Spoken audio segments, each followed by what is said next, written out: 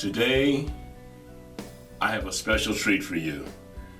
I'm going to introduce you to what I know personally as 27 years of helping the community. I have for you today the president, the inventor, the innovator of the Community Golfers Association.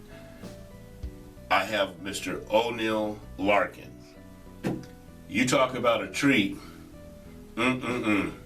This is a guy that has done for his community up and beyond the call of duty. All I did is MC the programs. We fed the community 17 years, Thanksgiving dinners. That's right. To the tune of over 1,600 people coming to get a plate on that one day. And that's just how we do. The dignitaries that showed up, you'll see. It's going to take some time for him to explain to you. This is part one of Mr. O'Neal Larkin. Part one.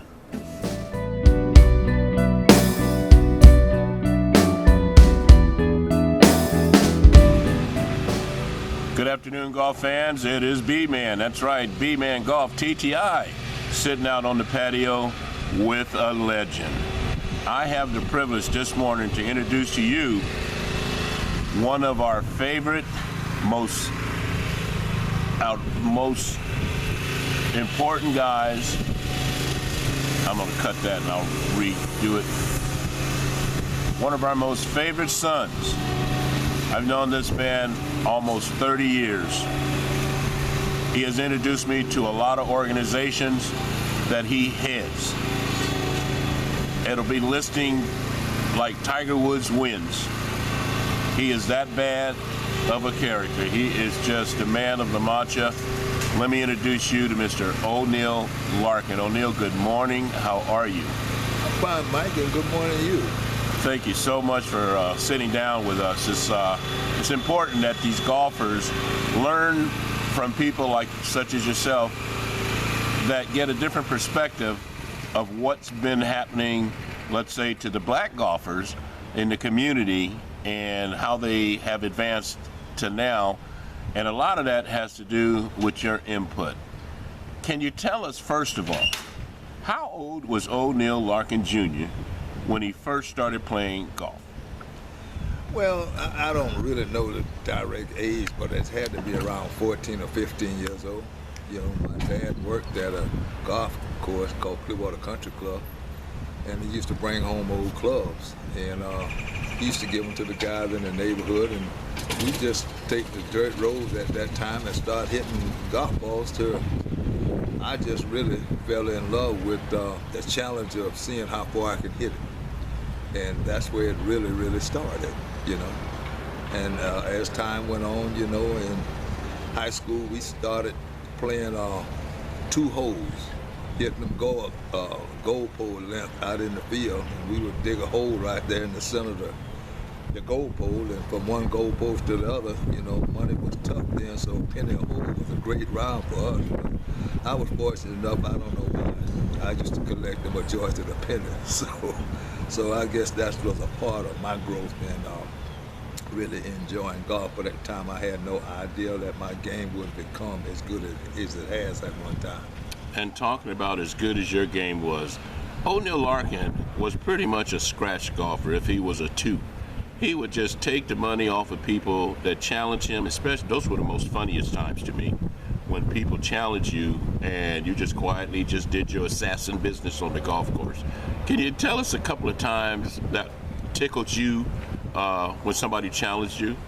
Well, you know, there was numerous of times. I think my enjoyment, I always loved playing a team match or scrambles or whatever. I always loved playing with the guys who didn't have a top-notch game compared to other people like you, Mike. And I would always try to pick out the guys like the T.C. James, the John Arthur, you know, and Tyrone Burney, but somehow we would always come up first, second, or third. And I think the joy of that was that my game, I could elevate it to where we played as winners, you know. So I think some of the greatest matches I had was against three of my partners who are deceased now, Fred Lloyd, Buddy Glenn, you know, and even Tyrone, and even Mike, you know, is that I used to set myself up to win, but I knew if I had a guy like Adolfo Murray who really could play but not that good, they would rattle him, so they would put their attention on rattling him, forget about me, and they look around, they 1 or 2 down. So that's what my greatest pleasure is, coming from behind. Now, all these years, O'Neal, what has golf meant to you all these years? Well, golf to me, it opened a lot of doors to me. I remember the Clearwater Country Club when we could not even play on it. I caddied on it numerous of times. But golf itself, when I first played Roger Park, I can remember it well. I remember seeing Joe Black, who was a pro out there at that time. I remember seeing Charlie Sipper. I seen numerous of black golfers who played PGA and also played senior, you know. They really didn't inspire me to that degree. I never looked at being like no one but my father, you know. I was the only person, I can't say that I idolized him.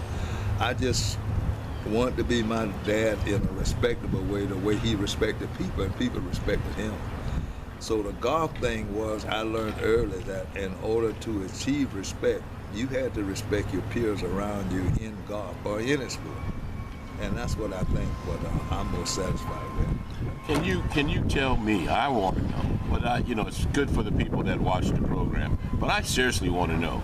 Can you explain, O'Neal, how it is that you could hit a 3-iron 270 yards accurately? Well, I was in a car accident and it messed my neck up. And I remember going through a lot of pain through a doctor by the name of John Cook. And I remember in such pain, and it was a tournament in Top-on Springs that I wanted to play in. And I remember going to him and I just couldn't hit a driver. The pain was so bad I couldn't hit a driver. And I remember Dr. Cook said to me, well, I'm going to fix you up today where you can shoot a 72. The pain that he put me through that Wednesday morning, I had to shoot 0, to be honest and tell you the truth. But I started hitting the 3-iron.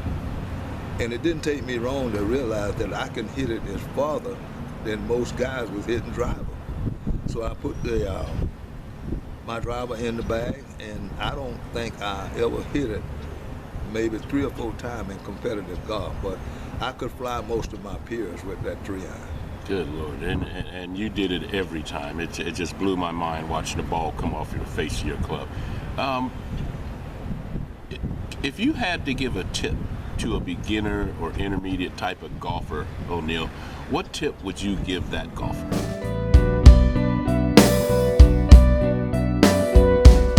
And I'm back. Part 1 of O'Neal Larkin. What'd you think? Quite an interesting fellow, right? Very young man, youthful, 80 years old. That's right, O'Neal. He has done so much for the Clearwater community in a lot of ways. I'm glad we had an opportunity to just meet him. I want you to stay tuned for part 2 of the interview with O'Neal Larkin. And like I will always tell you, put him like you own him and rock the baby.